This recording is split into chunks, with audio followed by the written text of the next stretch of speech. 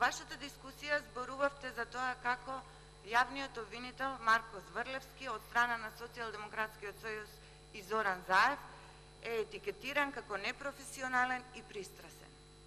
Имајќи во предвид дека Марко Зврлевски има работен стаж од 30 години во јавното обвинителство, имајќи во предвид дека сите извештаи за неговото работење се оценети како позитивни, дека нема ниту една представка за неговото работење, затоа ќе ве запрашам, колешке, на што се темели тогаш ова барање за оставка, ова покренување на постапка за разрешување на јавниот обвинител Марко Зврлевски.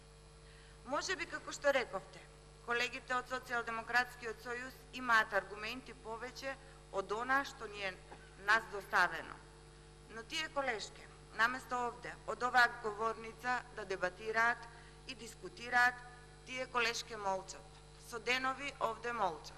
Молчат, колешке, затоа што не можат да излезат на говорница и да не погледнат во очи за сите предавства кои за овие 75 дена ги имат направено.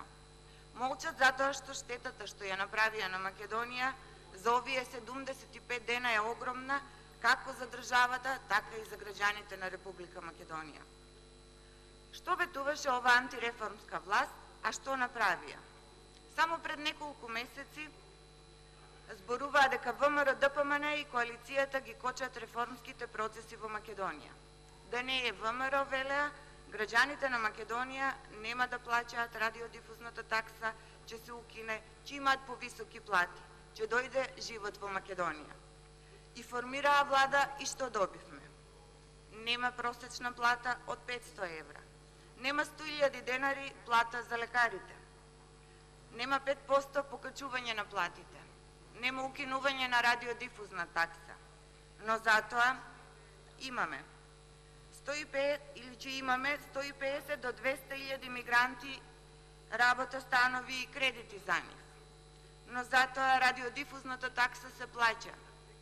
И не само што се плаќа, туку и сметките им се блокираат на тие што доцнат со плаќање. Но затоа че имаме 5.000 евра казна, доколку не знаете албански. Но затоа имаме нова историја. Затоа ли брза за разнебитување на Македонија, на се што е македонско. Затоа, колешки, колегите од Социјалдемократскиот сојуз молчат. Ви благодарам.